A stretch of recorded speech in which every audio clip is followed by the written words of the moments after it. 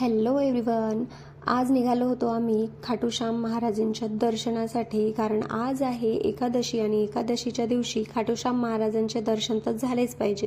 आणि आम्हाला खाटूश्याम महाराजांकडे आमची इच्छासुद्धा मागण्यासाठी अर्जी लावायची होती. तर ती कशी लावतात हे जर तुम्हाला माहीत करून घ्यायचं असेल ना, तर या व्हिडिओमध्ये तुम्ही कमेंटमध्ये सांगितलात तर मी तुम्हाला ते सुद्धा व्हिडिओ अवेलेबल करून देईल.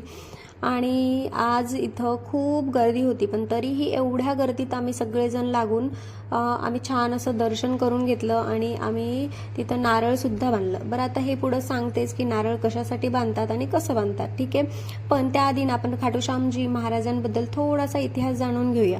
म्हणजेच खाटूश्याम बाबा हे भीमसेनेचे नातू आणि घटोत्कचांचे पुत्र होते. त्यांच्या महान त्यागाने प्रसन्न होऊन श्रीकृष्णांनी बर्बरिकाला कलियुगात स्वतःच्या नावाने म्हणजेच श्याम नावाने पूजले जाण्याचे वरदान दिले. बर्बरिक यांनी आपल्या माता मौर्यवईला वचन दिले होते की युद्धात जो पक्ष कमजोर पडेल त्याच्या बाजूनेच लढेल. आणि कृष्णांना हे माहिती होतं की असं झालं तर युद्धाचे संतुलन बिघडेल. म्हणून त्यांनी ब्राह्मण रूपाने येऊन बर्बरिकाकडे दान मागितले आणि दान मागितले ते पण त्यांचं शीश. तर आपली प्रतिज्ञा पूर्ण करण्यासाठी बर्बरिकाने आपले शीश कृष्णांना दान दिले.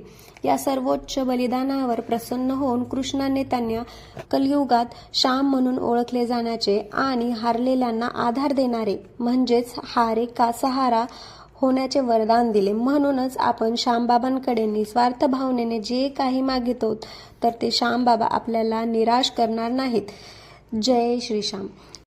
आता अशी मान्यता आहे की एकादशीच्या दिवशी जर तुम्ही जाऊन श्यामबाबांकडे तुमची अर्जी लावली तर श्यामबाबा तुमची इच्छा नक्कीच पूर्ण करतात. तर त्याचसाठी आज आम्ही गेलो होतो.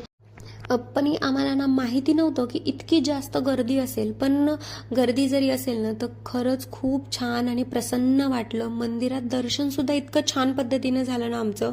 आणि त्यानंतर बाहेर आलो तर इथं छान अशी नाश्त्याची सुद्धा सोय केली गेली होती. म्हणजे उपवासवाल्यांसाठी आहे ना साबुदाणा, चिप्स आणि गोडाचा शिरा असं काहीसं तिथं नाश्त्याला होतं.